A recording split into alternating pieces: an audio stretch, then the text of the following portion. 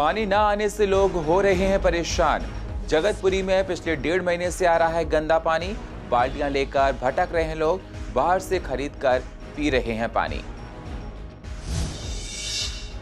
पूर्वी दिल्ली में बैंक की हड़ताल का दिखा असर। कई लोगों को जानकारी न होने पर वापस लौटना पड़ा। बहुत से लोगों को पैसे भेजने में हो रही है दिक्कत। मशीनों से पैसे भेजने में लग रहा है वक्त। कृष्णा नगर क्षेत्र में जहर खुरानी गिरोह के 2 बदमाश को किया गिरफ्तार। पुलिस ने बरामद किया उनसे ई-रिक्शा। पुलिस को बदमाश के तीसरे साथी की तलाश।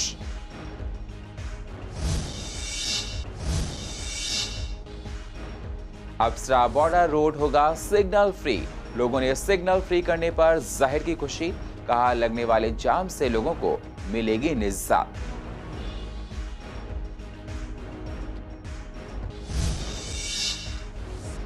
और नगर निगम के बदहाल पार्ट से लोग परेशान। पूर्वी दिल्ली की आवाम ने कहा निगम देखभाल पर नहीं देता ध्यान।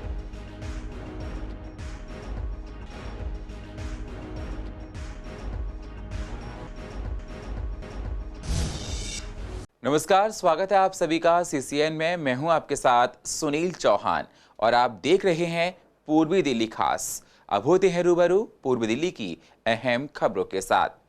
पूर्वी दिल्ली में पानी की समस्या से लोग जूझ रहे हैं। कई जगह अगर पानी आ रहा है तो पानी इतना गंदा है कि पानी पीने के लायक नहीं है। लोगों को बाहर से पानी खरीद कर पीना पड़ रहा है। जगतपुरी में तो पिछले 1.5 महीने से गंदा पानी आ रहा है जो किसी के काम के लायक नहीं है। लोग बाल्टियां लेकर इधर उधर घूम रहे हैं, पानी को भर रहे हैं। बोतल बंद पानी के दाम भी सातवें आसमान पर हैं। मतलब पानी महंगा हो रहा है।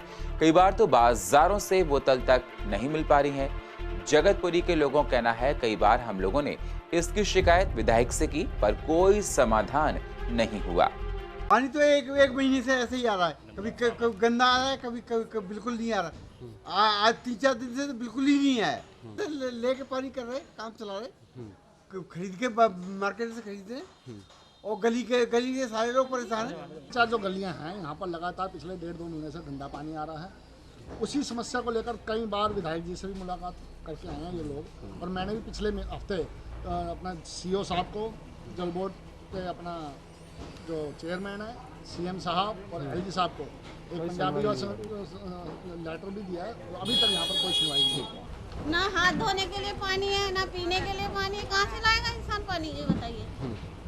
यहाँ जो है पिछले 1 महीने सवा महीने से काला पानी, बदबू वाला पानी ये आ रहा है। हम बहुत कोशिश कर रहे हैं, जा रहे हैं इनके ऑफिस में, लेकिन आज नहीं कल करेंगे। कल करते कितने दिन निकल गए। यहाँ तो एक मिनट निकालना मुश्किल हो रहा है, इतना गंदा। इस बिल्कुल बाहर से खरीदते ही क्या करें, इतने मजबूर हैं। इस पानी को पी के बच्चे बीमार होंगे या मरेंगे। और फ्री का क्या चीज़ है, ये फ्री देते हैं, इसमें पैसे लें हमसे। इससे ज़्यादा तो हमारे बहुत पड़ रहा है पानी, बाजार से खरीदते हैं। इनको शर्म आनी चाहिए दिल्ली सरकार को। पानी बस बहुत गंदा ही आ रहा है और मतलब किसी भी चीज़ के लिए पर्पस के लिए नहीं है, ना मुंह धोने के लिए ना कुछ करने के लिए। बहुत गंदा ज़्यादा है। दिनों से हम इतने परेशान हैं। मोदी जी जागो, केजरीवाल जी जागो, इंडिया को बचाओ, लोगों को बचाओ, कोरोना भगाओ। रहते मोटरसाइकिल में पानी लाते रहते हैं और क्या काम है हमारा। फीस की आती है पर डे, बस हम अपनी कमाई इसी में लगाएंगे पानी खरीदने में। ठीक। पूर्वी दिल्ली में बैंक हड़ताल का असर देखने को मिला। बैंक बंद होने की वजह से लोग इधर उधर भटक रहे हैं। कई लोगों को बैंक बंद होने की बात पता नहीं थी, वो लोग वापस लौटे। बैंक के गार्ड का कहना है कि लोग मशीनों के द्वारा पैसे भेज रहे हैं जिसमें परेशानियां भी आ रही हैं। एटीएम से भी कई जगह कैश खत्म हो गया है। शनिवार और रविवार को वैसे भी बैंक बंद थे। सोमवार मंगलवार को बैंक बंद होने से लोगों की परेशानियां और बढ़ी हैं। काम लोगों के अटक गए हैं। कि मेरे को घर भेजना पैसा था, अब जाने में प्रॉब्लम हो रही है। अब उधर जाऊंगा तो ग्राहक में बोले पैसा दो, 1 करो। बहुत तरह की समस्या होती है जिसमें कि पब्लिक मारा जाता है कि अब किसी को अब पैसा देना पड़ेगा 50 रुपये 100 रुपये इस तरह से भेजना पड़ेगा। क्या करना पड़ेगा। मैंने 100,000 में 50 रुपये 20 रुपया 50 रुपया ऐसे लेता है अपना। दिक्कत तो पूरी हो रही है। जैसे अब घर भेजना हो, त्योहार का समय है तो दिक्कत होगा ही होगा। कैश है नहीं लोगों के पास तो बैंक से निकालेगा। अकाउंट में इतने मतलब सैलरी आजकल कैश को बहुत कम दे रहे हैं, अकाउंट में देते हैं। तो बंदा बैंक से एटीएम से निकालेगा और बैंक में प्रॉब्लम पहले से ही आ रही है। भाई जब बैंक ही बंद हो जाएंगी तो किस तरह से पेमेंट करेंगे। पेमेंट के लिए बाहर जैसे डिस्ट्रीब्यूटर बैठे होते हैं उनसे पेमेंट करवाएंगे भाई भेजने के लिए, भाई भेजनी तो पड़ेगी, तो दिक्कत तो है ही। चार्ज देना ही पड़ता है सर, बैंक में कोई चार्ज नहीं देना पड़ता, उधर चार्ज देना पड़ता है।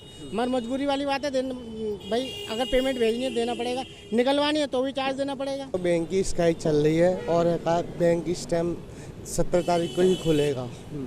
बैंक ने इसके लिए चार्ट भी लगा रखे हैं, अब बुधवार को खुलेगी। हम किसी को हर चीज़ से सहयोग कर रहे हैं, अब मशीन से भी होते हैं और सामने हमारा PME राइस स्टोर है, वहाँ पे भी जमा होते हैं। मेरे घर में मेरे बेटा हुआ था, तो घर में प्रोग्राम था, मुझे पैसे पेमेंट करने हैं, और पेमेंट होने मेरे घर पे पैसे वाले आ रहे हैं और फ़ोन कर रहे हैं, मेरे को बड़ी दिक्कत हो रही है। बहुत गलत हो रहा है, डेली लाइफ में डेली बेसिस में बहुत प्रॉब्लम हो रही है। हमें कैश पेमेंट करनी है, अब नहीं कर सकते तो क्या ही करें बताइए।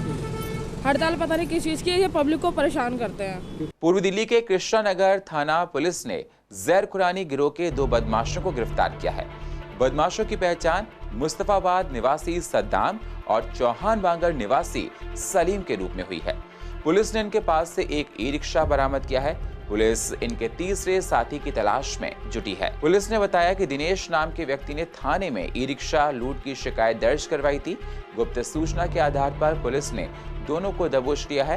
लूट का सारा सामान भी बरामद कर लिया गया है।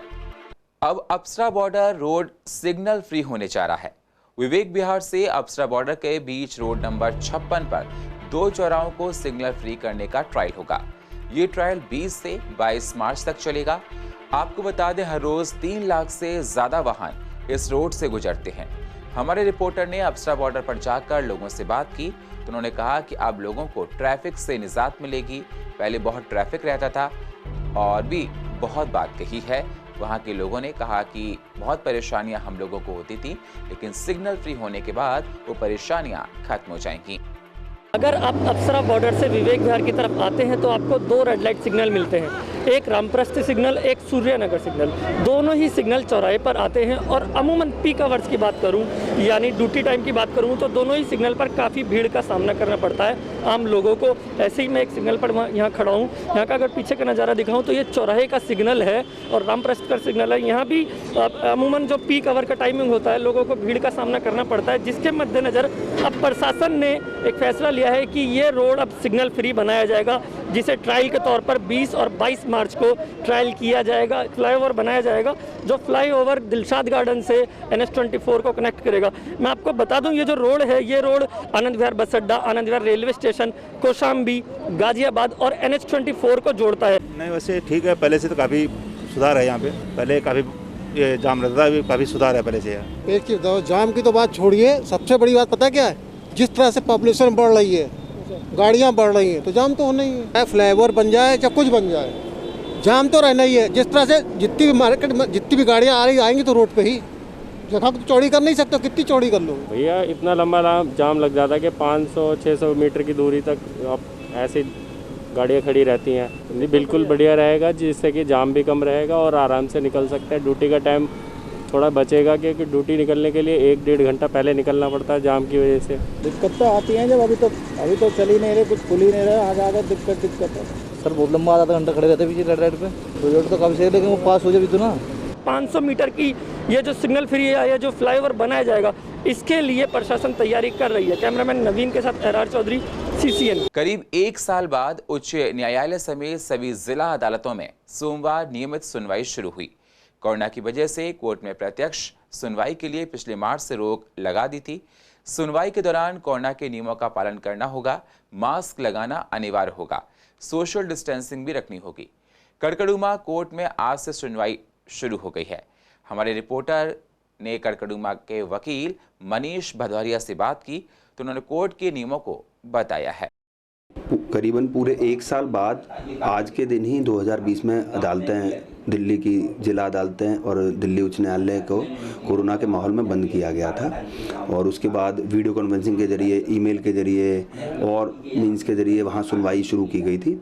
और 1 साल बाद 15 मार्च 2021 से दोबारा से फिजिकल हियरिंग स्टार्ट की गई है और जैसे कि पहले हियरिंग होती थी, जैसे कि पहले सारी काम होते थे, वो दोबारा से शुरू कर दिए गए हैं। फाइलिंग, डेट्स, अपीयरेंस, सभी कुछ पहले की तरीके से अब शुरू कर दिया गया है। सिर्फ इसमें एक चीज़ को ऐड किया गया है कि अब जो जो भी लोग लिटिगेंट कोर्ट में आएंगे वो सोशल डिस्टेंसिंग के नियमों का पालन करेंगे, मास्क वियर करेंगे और जो भी कोरोना की गाइडलाइंस गवर्नमेंट ने पास की उनको फॉलो करेंगे। दिल्ली हाई कोर्ट ने एक रीसेंट जजमेंट में ये कहा है कि एक हफ्ते के अंदर जो गवर्नमेंट काउंसिल हैं वो वहाँ पे अपना एफिडेविट देंगे कि एक हफ्ते में कितना फुटफॉल आया है, कोर्ट में कितने लोगों ने आवागमन किया है और उसके परिणाम क्या हैं। उसके आधार पर ये तय किया जाएगा कि फर्दर फ्यूचर में कॉन्फ्रेंसिंग को जारी रखा जाए या ना रखा जाए।